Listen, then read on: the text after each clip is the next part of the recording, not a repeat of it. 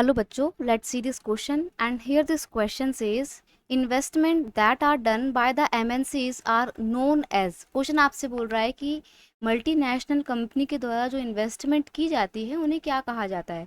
Foreign investment, investment, quotas या none of the above. देखो investment क्या होता है, जब कोई एक कंपनी अपनी यूनिट स्टैब्लिश करती है किसी देश में या अपने ही देश में, तो वो होती है इन्वेस्टमेंट। बेसिकली पैसा लगाना, ठीक है। जितना ज़्यादा इन्वेस्टमेंट करोगे, जितना ज़्यादा पैसा लगाओगे, उतने ज़्यादा रिटर्न्स भी मिलते हैं। तो इन्वेस्टमेंट करना तो बहुत अच्छी बात है। तो जो मल्टीनेशनल कंपनी होती है, पहले एमएनसी बताओ क्या होता है। मल्टीनेशनल कंपनी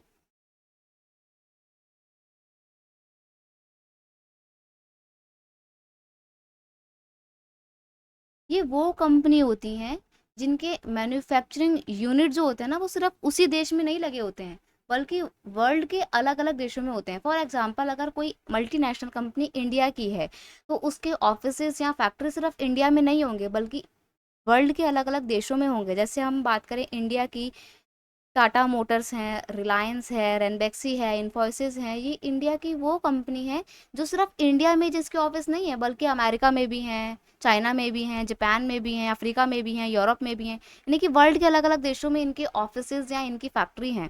तो ये मल्टीनेशनल कंपनी है। अभी मल्टीनेशनल कंपनी यानी कि इन्फोसिस मान लो इंडिया की, इन्फोसिस ने अपना एक यूनिट इंडिया में लगाया, एक अमेरिका में सेटअप किया। तो इन्फोसिस कंपनी ने अमेरिका में भी तो पैसा लगाया ना, तो वो भी तो इन्वेस्टमेंट करी है। लेकिन क्योंकि तब वो जो इन्वेस्टमेंट करी है वो उसने फॉरेन कंट्री में जाके करी है, इसलिए उसको बोला जाएगा फॉरेन इन्वेस्टमेंट। सिर्फ इन्वेस्टमेंट तब कहलाता जब वो अपने ही देश के अंदर होता। इन्फोसिस अगर अपने ही देश में, इंडिया में ही पैसा लगाती, तो वो सिर्फ इन्वेस्टमेंट था।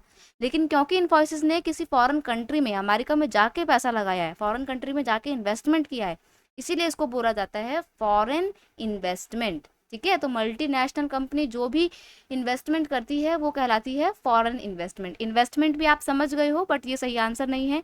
कोटा आप और समझ लीजिए, कोटा किसे बोलते हैं। Tax on import is one type of trade barrier. Government क्या करती है, ट्रेड बैरियर का यूज करती है, और उसमें ट्रेड बैरियर में क्या करती है, इम्पोर्ट या एक्सपोर्ट पर हैवी टैक्स लगा देती है। तो ये तो होता है ट्रेड बैरियर। लेकिन कई बार गवर्नमेंट पता है क्या करती है, the government could also place a limit on the number of goods that can be imported. This is known as the quota. Government कई बार ना एक लिमिटेशन सेट कर देती है कि भैया इंडिया से बाहर, इंडिया के सिर्फ 100 ही टॉयज बिकेंगे, उससे ज्यादा टॉय नहीं जाएंगे इंडिया के बाहर। तो ये क्या कहलाएगा, ये कहलाएगा कोटा। या आप ये कह लो कि इंडिया में चाइना के सिर्फ और सिर्फ क्या आएंगे, 10 टॉय आएंगे, उससे ज्यादा 11 टॉय नहीं आएंगे, 11 टॉयज नहीं आएंगे, ना ही 12 आएंगे, सिर्फ 10 आएंगे। तो एक लिमिटेशन सेट कर दिया ना, नंबर ऑफ लिमिटेशन सेट कर दिया गुड्स की, ये कहलाती है कोटा। लेकिन हाँ, अगर मैं बोलूँ कि जो भी सामान आ रहा है उसके ऊपर टैक्स लगेगा, तो वो है टैक्स, वो भी एक ट्रेड बैरियर है। लेकिन जब आप नंबर सेट कर देते हो तो वो होता है कोटा। टैक्स में क्या होता है कि चीज़ों की नंबर लिमिट नहीं होती है, मतलब गुड्स आप कितनी भी लेकर आओ, बस सब पे टैक्स लगता रहेगा, लगता रहेगा। लेकिन जो कोटा है उसमें टैक्स छोड़ो, उसमें तो नंबर की लिमिटेशन होती है कि भाई 10 ही जाएंगे बस, उससे ज़्यादा नहीं जाएगा।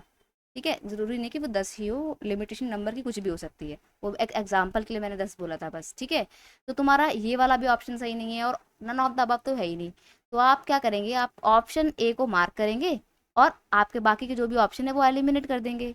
I hope you understood it very well. Best of luck.